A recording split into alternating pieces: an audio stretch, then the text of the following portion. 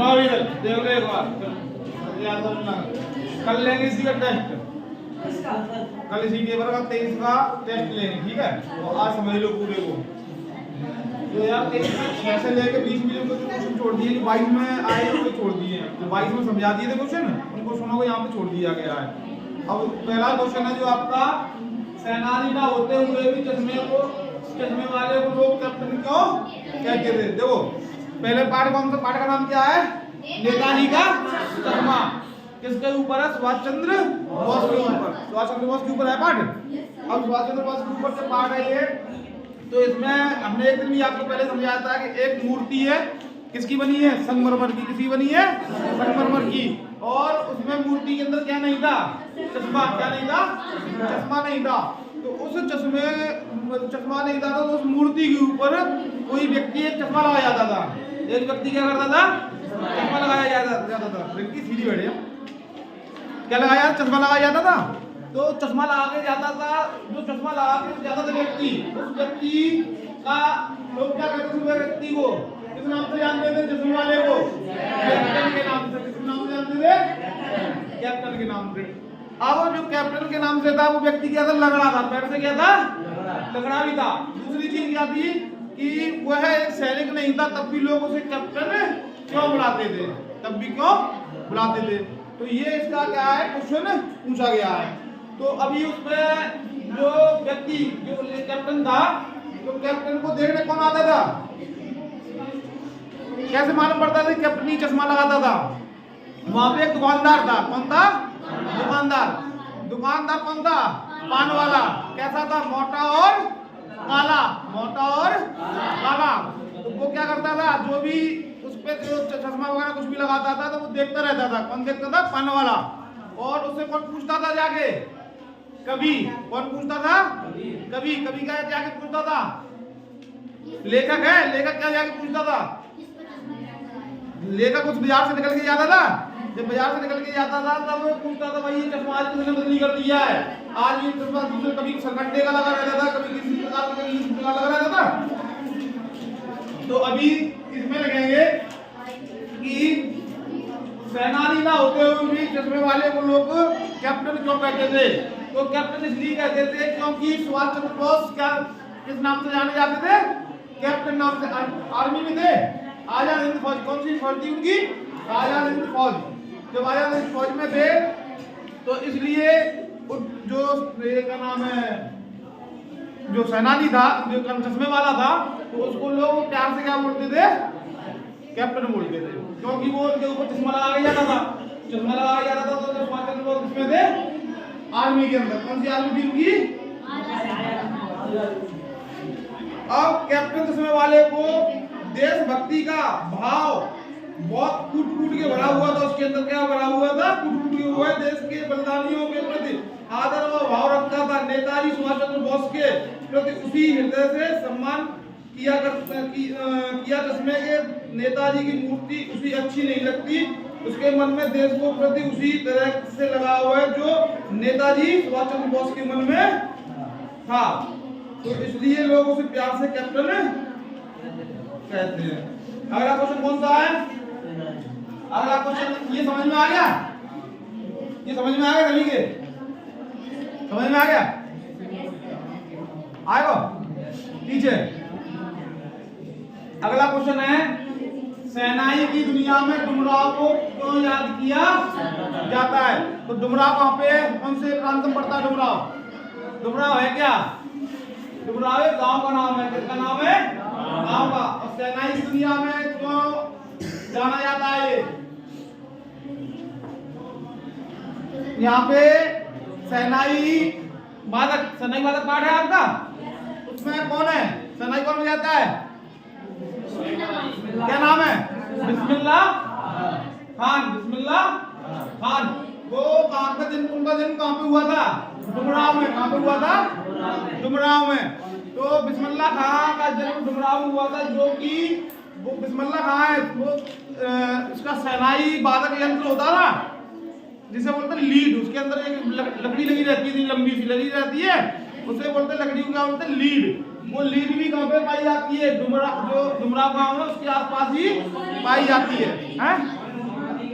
हाँ, सोन नदी के किनारे पाई जाती है उसी गांव में। अब दूसरी चीज, सोन नदी किनारे तो क्या पाई जाती है? लीड बनाने के लिए लकड़ी पाई जाती है। दूसरा, शहनाई वादक क्या नाम था? बिस्मिल्लाह खां, भारत रत्न, उन्हें भारत रत्न भी मिला हुआ है। उनका भी जन्म कहाँ हुआ था? डुमराव में। इसलिए डुमराव क्या है? शहनाई दुनिया में क्यों इसलिए याद किया जाता है क्योंकि यहाँ पे शहनाई बजाने के लिए जो यंत्र है उसकी जो लीड बनती है, लीड की लकड़ी कहाँ पे पाई जाती है? डुमराव गांव के सोन नदी के किनारे पाई जाती है। दूसरा, इसी गांव में बिस्मिल्लाह खां का जन्म हुआ था। बात समझ में आ गई? अगला क्वेश्चन ले।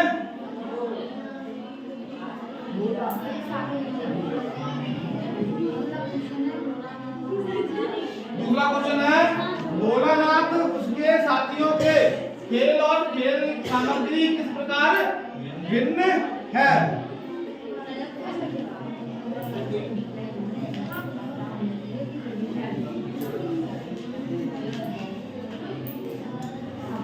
देखो, जो भोलानाथ है, पाठ में भोलानाथ है, जो खेलते हैं वहां पे बच्चे खेल रहे होते हैं, तो उनके क्या नाम है, गोद में बच्चा था, वो उतर के भागते जाता था बच्चा, पहले भी बताया था, समझाया था पाठ को। तो इसमें जो भोलानाथ है, भोलानाथ के जो खेल है और खेल की सामग्री, दो चीजें पूछी गई हैं। एक तो क्या पूछा गया है? खेल, और दूसरी खेल की सामग्री। तो भोलानाथ के खेल कैसे थे कि वो पेड़ों पे चढ़ के खेलते थे, पेड़ों पे चढ़ के, जिसे क्या बोलते हैं? हुड़कड़ा। अपने गांव भाषा क्या बोलते हैं? हुड़कड़ा। दूसरा चीज, वो खेतों में मिट्टी ला के खेतों से उसके खिलौने बनाया करते थे। किससे बनाया करते थे? मिट्टी के खिलौने बनाया करते थे, उससे खेला करते थे, और छुपा छुपाई वगैरह आदि गेम खेला करते थे। यही तो खेलते थे। और आज के बच्चे क्या खेल रहे हैं? हाँ, बाजार से लाए हुए टॉयज, खिलौने और मोबाइल पे वीडियो गेम, क्रिकेट, हॉकी। तो अंतर थे उनके खेलों में। उनके खेल क्या थे? कुश्ती, कबड्डी, खो-खो, कुश्ती, कबड्डी, उसके बाद में हुड़कड़ा और मिट्टी के खिलौने आदि हुआ करते थे। और आज के बच्चे क्या खेल रहे हैं? वीडियो गेम, और उसके बाद में बहुत सारे गेम, क्रिकेट और हॉकी आदि। समझ में आ गया? अगला क्वेश्चन लेते हैं। लेखक ने अपने आप को हिरोशिमा के विस्फोट का भोक्ता कब और किस तरह महसूस किया? तो पहली बात करते हैं कि हिरोशिमा है क्या? कहाँ पे हिरोशिमा? हिरोशिमा कहाँ पे है? बताएगी थी कौन? कहाँ पे है हिरोशिमा? हिरोशिमा ही नहीं पता कहाँ पे? हाँ, तो बताने में क्या शर्म क्यों आ रही है? देखो, नागासाकी और हिरोशिमा कहाँ पे है? जापान में। कहाँ पे है? जापान पे। जब द्वितीय विश्व युद्ध चल रहा था, तो द्वितीय विश्व युद्ध में जापान का जो दो शहर है, वो सबसे दो बड़े शहर है, दोनों शहर, एक का नाम है हिरोशिमा, दूसरे का नागासाकी। यहाँ पे अमेरिका ने दोनों शहरों पे क्या किया? हिरोशिमा पे और नागासाकी पे एक एक बम गिरा दिया। बम कौन से थे? Atom bomb. कौन से बम गिरा दिए? Atom bomb. 1945 में। कब? 45 में जब इनके ऊपर बम गिरा दिए तो क्या हो गया? वहां पे लाखों व्यक्ति मर गए और द्वितीय विश्व युद्ध भी बंद हो गया। इसी के बाद द्वितीय विश्व युद्ध क्या हो गया? बंद हो गया।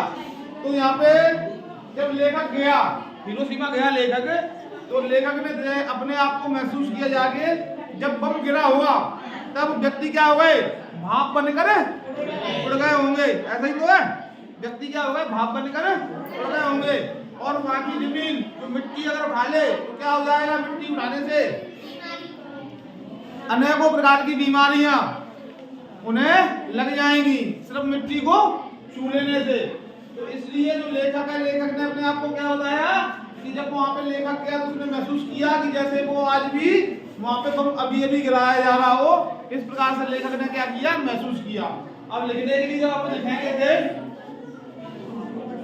समाचार पत्रों की खबरों से लेखक को हिरोशिमा के विस्फोट की जानकारी मिली, वे स्वयं जापान गए। कहाँ पे गए थे? जापान स्वयं गए। वहां जाकर घायलों को अस्पतालों में देखा, फिर भी उन्हें कम विस्फोट की भयंकरता की अनुभूति न हुई। किंतु सड़क पर घूमते हुए जब उन्होंने एक जले हुए पत्थर को देखा जिस पर एक उंगली छाया भी, तब उन्हें अनुभव हुआ कि बम विस्फोट के समय कोई आदमी यहाँ खड़ा रहा होगा। उन्हें अनुमान लगाया गया कि बम विस्फोट से वह तो भाप बनकर ही उड़ गया होगा। वही हमने बताया था आपको पूरा वही, जब वो वहाँ पे गए तो घायलों से मिले। घायल कहाँ पे थे? अस्पताल में थे। और अस्पताल में होने के बाद में फिर उन्होंने क्या किया, उन्हें देखा, देखने के बाद में उनको लगा कि कम ज्यादा बड़ा विस्फोट नहीं हुआ होगा। लेकिन जब वो सड़क पे घूम रहे थे तो वहाँ पे पत्थर था। पत्थर कैसा हो गया था? पत्थर कैसा हो गया? काला। और इतनी गर्मी से क्या होगा, काला धूल लीजिए। उन्होंने तब सोचा कि यहाँ पे क्या कोई आदमी उस समय खड़ा रहा होगा, वो क्या बन गया होगा? भाप बनकर उड़े गया होगा। तो बात समझ में आया कुछ? अगला है कवि, अगला प्रश्न, कवि आत्मकथा लिखने से क्यों बचना चाहता है? कवि आत्मकथा लिखने से क्यों बचना चाहता है? तो पाठ कौन सा है? पाठ का नाम क्या है? आत्मकथा की आत्मकथ्य। पाठ का नाम क्या है? आत्मकथ्य। ये तो नाम है। लेखक का नाम क्या है? जैनेन्द्र। बहुत अच्छी बात है। जयशंकर। तो ये क्यों बचना चाह रहे थे बताओ? आत्मकथा लिखने से क्यों बचना चाह रहे थे? क्या हो गया?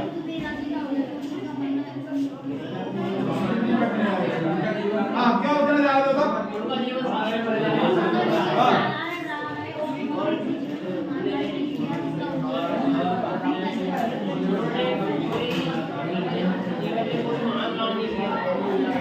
क्या नहीं किया था? हाँ, वेरी गुड। चलो ठीक है। देखो, जो लेखक है, लेखक अपना आत्मकथा और जीवनी दोनों आपको समझाया है। एक होती है आत्मकथा, एक होती है जीवनी। आत्मकथा स्वयं के द्वारा लिखी जाती है और जीवनी किसी दूसरे के द्वारा लिखी जाती है। अब आत्मकथा जब लिखी जाएगी तो उसमें कुछ लिखने के लिए क्या होना चाहिए? किया होगा तभी तो कुछ लिखोगे। अब कुछ किया ही नहीं, बस घर पे बैठे रहे पूरे दिन, खाना खाते रहे, बड़े हो गए, ठीक है, तो क्या होगा? कुछ किया? कुछ नहीं किया, क्या लिखोगे? खाया पिया सो गए। तो वही चीज क्या कहना चाह रहा है कवि? क्या कहना चाह रहा है कवि यहाँ पे? कि कवि ने अपने जीवन में ऐसा कोई महान कार्य नहीं किया है जिसे मैं लिखूं। और उसके बाद में दूसरा और क्या कारण था? दूसरा क्या था? हाँ, और कारण? हाँ, और बताओ तीसरा? उनका जीवन कैसा था? साधारण था। और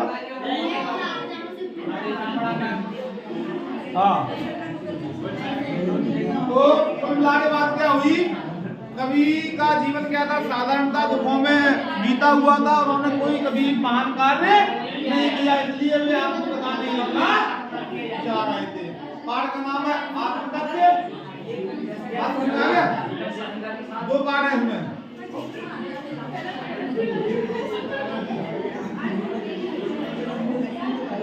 कभी आत्मकथा लिखने से कभी जयशंकर प्रसाद के मित्रों ने उनसे आत्मकथा लिखने के लिए कहा। कवि के मित्रों ने, कवि कौन थे? जयशंकर प्रसाद। उनके मित्रों ने आत्मकथा लिखने के लिए कहा, परंतु वे राजी नहीं हुए।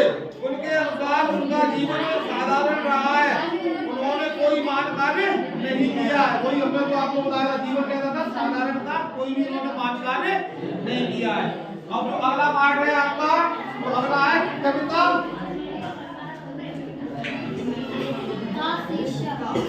कविता का शीर्षक क्या है?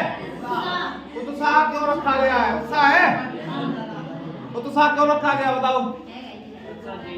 ये आपके में आता है? एक क्वेश्चन आएंगे, आप पठित गद्यांश से आते हैं आप बड़े मतदान जब ये पेपर दोगे तो उसमें आपकी किताब में नहीं रहेगा। 3 क्वेश्चन पूछे जाएंगे, 3 नंबर के पूछे जाते हैं। 3 क्वेश्चन पूछे जाएंगे जिसमें 2 क्वेश्चन तो तीनों सी के अंदर है। एक क्वेश्चन ये जुड़ा था कविता का शीर्षक लिखिए। यहाँ पे उत्साह दिया है, वहाँ पे क्या लिखे कविता का शीर्षक लिखिए। तो यहाँ पे उत्साह क्यों दिया गया है?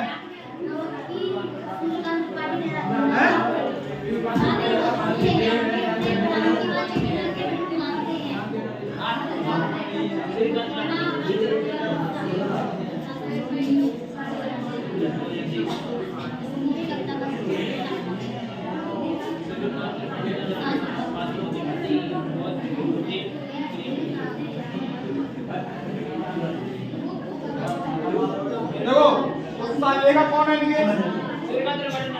सूर्यकांत त्रिपाठी निराला।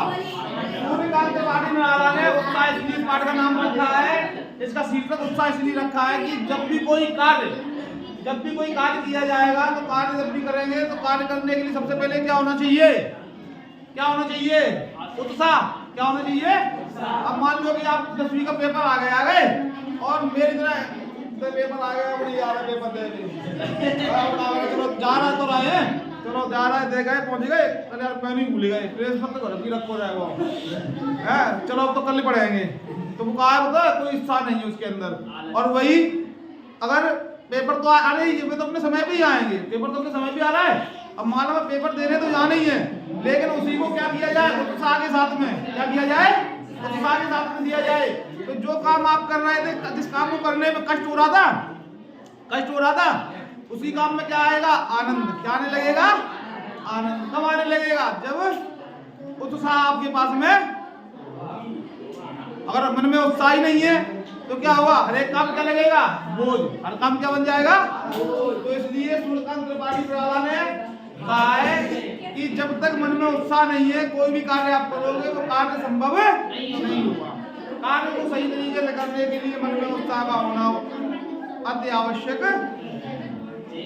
और दूसरा जब लिखेंगे ये हमें क्या हो रहा है, हमें आवाज नहीं। अगला पार्ट है संगत कार्य के माध्यम से कभी किस प्रकार के व्यक्तियों को संकेत करना। देखो संगतकार पाठ का नाम क्या? संगत।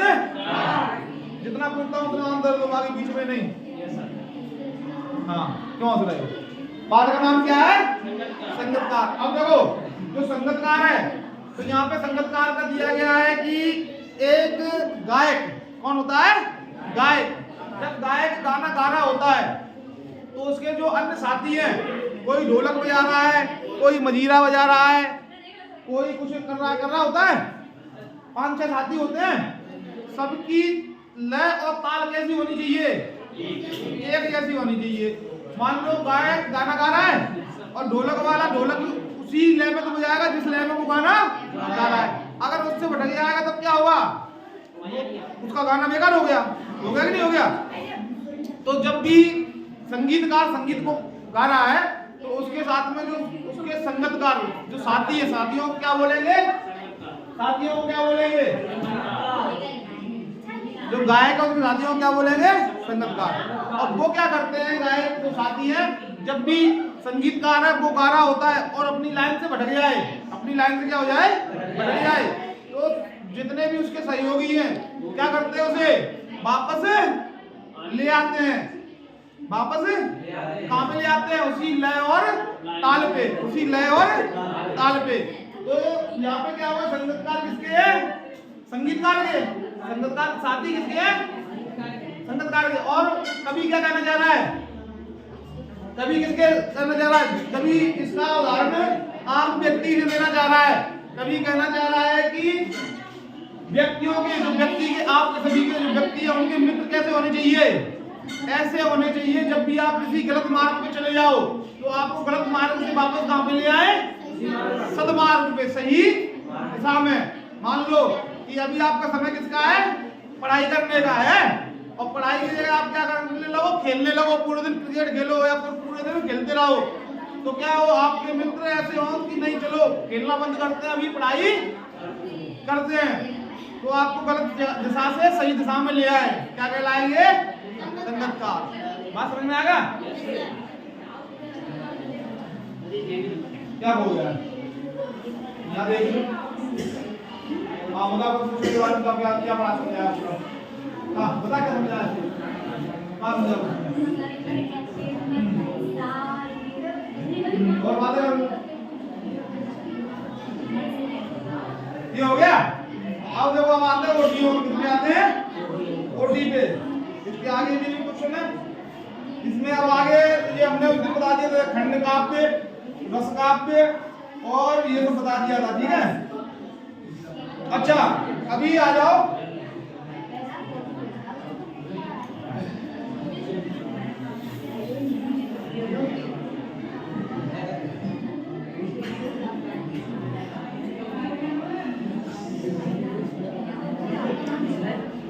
छंद, इसके बारे में आएंगे। छंद ये पक्के आते छंद में से। तो हमने एक बताया था, देखो हाँ सोटा, कौन सा?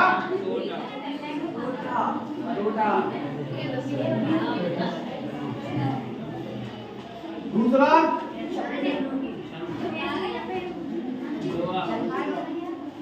तीसरा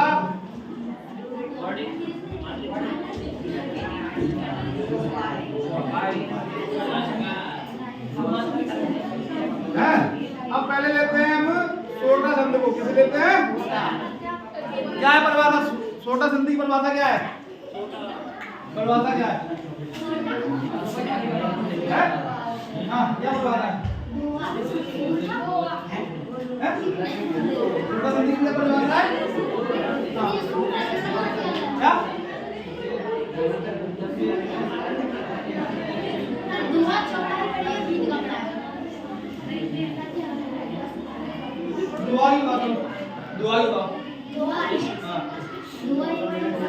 दुआई परिभाषा बता चलो। आवाज इधर से। हाँ बताओ इधर।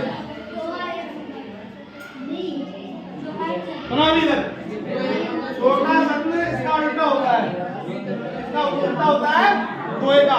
इसमें कर देखो अभी ध्यान से सुन लो। छोटा शब्द में सुना ध्यान से। इसके पहले और तीसरे चरण में, पहले और तीसरे चरण में कितनी मात्राएं होंगी? पहले और तीसरे चरण में मात्राएं कितनी है? 11 कितनी मात्राएं?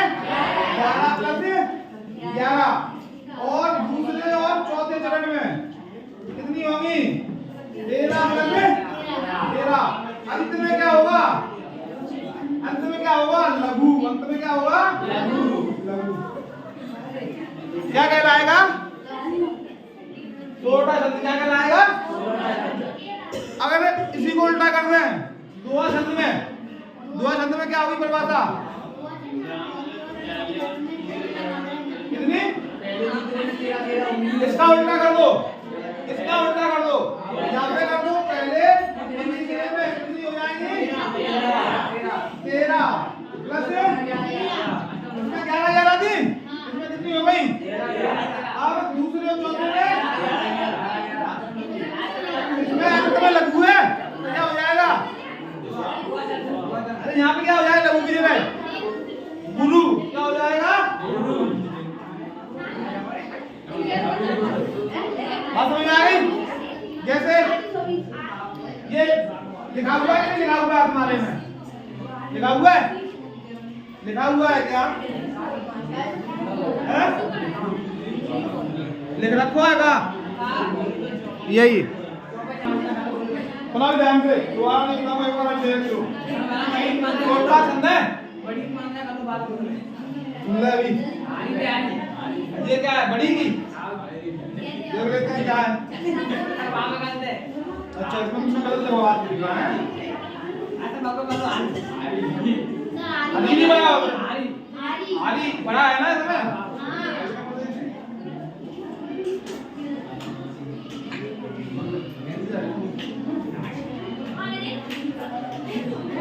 अब देखो इधर, सबसे पहले ध्यान से सुन लो। जो छोटा दंड है, छोटा दंड में सबसे पहले क्या होगा? कौन सी मात्रा है? कौन सी मात्रा है? कितनी कैसे बताई थी? छोटा छंद में पहले और तीसरे चरण में, पहले और तीसरे चरण में कितनी मात्राएं होंगी? 11 और दूसरे और चौथे चरण में 11 मात्राएं होंगी। क्या कहलाएगा? दो छंद में उसका उल्टा, पहले चरण में 13, पहले तीसरे में 13, दूसरे चौथे में 11, अंत में गुरु। कौन सा कहलाएगा? अब बात करते हैं चौपाई। चौपाई क्या है? मात्रिक समात्रिक मतलब बराबर। मात्राएं क्या है? बराबर। अब जो बराबर है कितनी? 16 और 16। अब देखो छंद होते कितने प्रकार के हैं? छंद कितने प्रकार के होते हैं? छंद कितने प्रकार के हैं? कितने प्रकार के छंद? 2 प्रकार के। कितने प्रकार के? 2 प्रकार के। पहला मात्रिक, दूसरा वर्णिक। पहला मात्रिक, दूसरा जिनमें मात्राओं की गिनती हो क्या कहलाएगा? और जिनमें वर्णों की गिनती हो क्या कहलाएगा? जैसे आ से लेकर या तक नहीं, क्या होगा? स्वर क्या होंगे? ये कितने हैं? 13।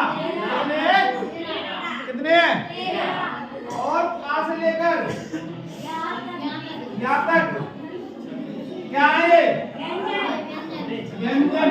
कितने हैं? कितने? 39। कितने हैं?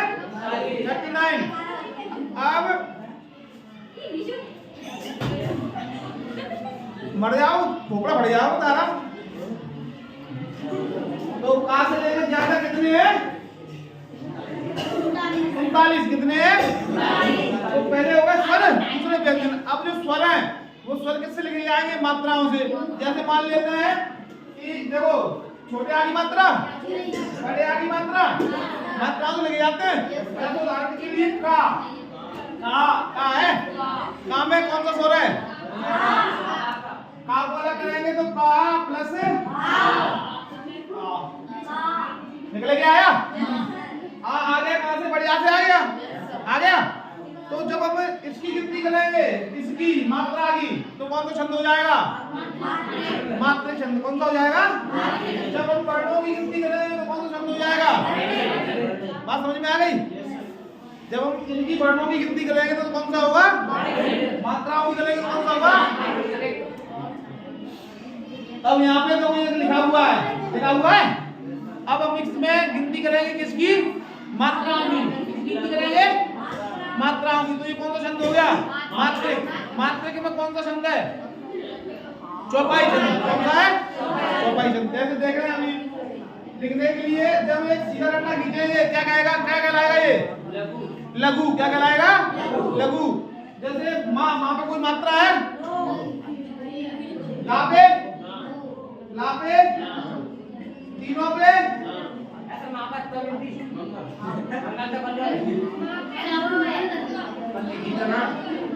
नहीं मात्रा की बात हो रही ना।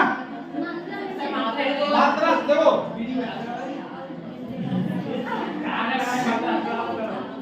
हाँ मात्रा की बात हो रही। सुनो अभी तुमको वो मत करो जो है मैं वो बाद में बताऊंगा तुम्हें। तुम मात्राओं की गिनती करो पहले। ये हो गई। अब देखो इधर देख लो। अभी देखो यहाँ पे किसकी मात्रा बड़े आ गई है? तो क्या हुआ? गुरु और है। अब दूसरी चीज छोटे ऊ की मात्रा लगी है, लगी छोटे ऊ की। तो तब भी क्या होगा? लघु।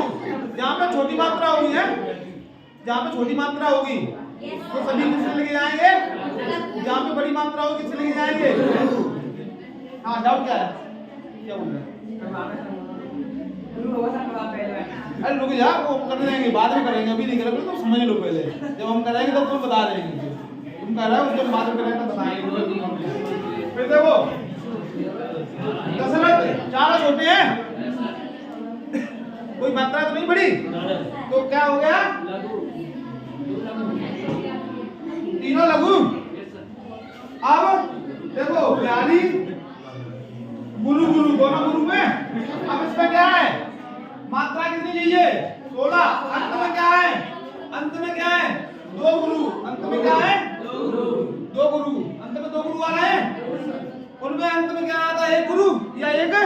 लघु। इसके अंत में क्या आ रहा है? दोनों, तो दोनों एक समान हो गए। मात्रा 16। अब देखो मात्राएं कितने में, जब हम मात्रा लगाएंगे इसमें कहीं गलत मात्रा होगी तो वो से बाद में सही कर लेंगे मात्रा को, लेकिन अभी तुम्हारे समझने के लिए पहले देखो कहाँ पे गलती हो सकती है। गिनती करेंगे 1 2 3 4 5 6 7 8 9 10 11 12। अब कितनी हुई? 12। अब नीचे देख लेते हैं 1 2 3 4 5 6 7 8 9 10 11 12 13 14 15 हो गई। अब कहने का मतलब है कि नीचे 16 है तो ऊपर कितनी है? तो ऊपर कहीं ना कहीं गलती हुई है। अब ये गलती कहाँ पे हुई है? देखो जब भी कोई आधा शब्द होगा तो उसे नहीं जोड़ा जाएगा।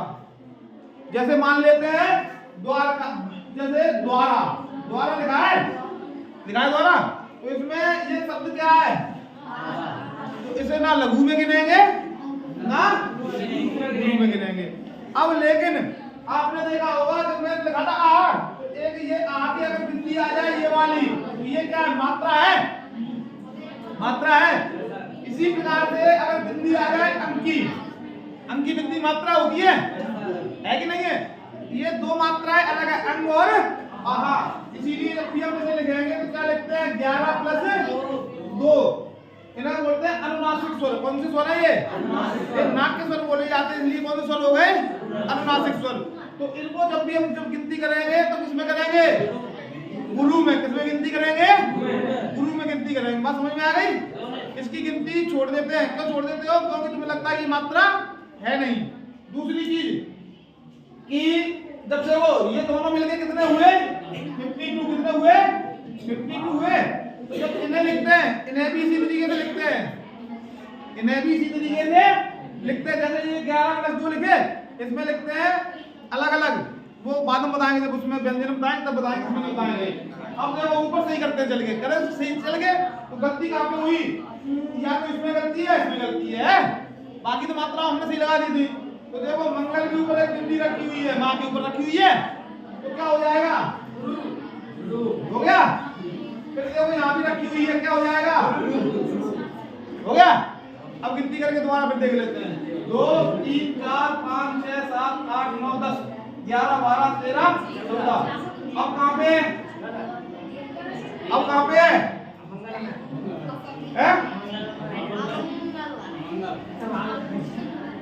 कहाँ पे अब?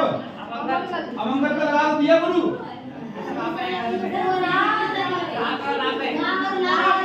कहाँ पे?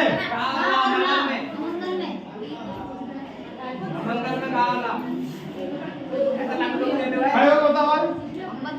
हाँ चलो बता खड़े। आ जाओ खड़े हो।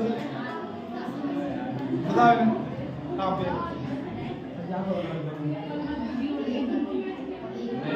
क्या नहीं था यहाँ पे? क्यों नहीं था? क्योंकि यहाँ पे कहीं नहीं है। क्यों नहीं था? लिखा नहीं है वहाँ पे। अब गिनती करके देखें तो जो भी बताया तुम्हें दिक्कत क्या रही बड़ी हो? तुझे सामने दिखाई नहीं दे रहा है कि यहाँ पे नहीं है, तो यहाँ पे तो और क्या पूछ रहा है तुमसे? अब गिनती करके फिर देखते हैं। 2 3 4 5 6 7 8 9 10 11 12 13 14 15। हम तभी शांत होंगे जब बराबर हो जाएंगे ऊपर नीचे। बात समझ में आ गई? अब ऊपर कितनी हो गई? 16 मात्रा हो गई। नीचे कितनी है? बात समझ में आ गई? अब जब भी आप पेपर में करके आ रहे होगे तो मात्रा लगाओगे, तो मात्रा लगाते समय गिनती कर लेना। क्या करोगे? मात्राओं की गिनती कर लेना। मात्राओं की गिनती नहीं करोगे तो बिल्कुल भी गलत है होने के चांस है। अब देखो ये कौन सा हो गया? चौपाई छंद। कौन सा हो गया? है मात्र की तीनों, तो छंद कौन सा? चौपाई छंद। चौपाई में कौन सा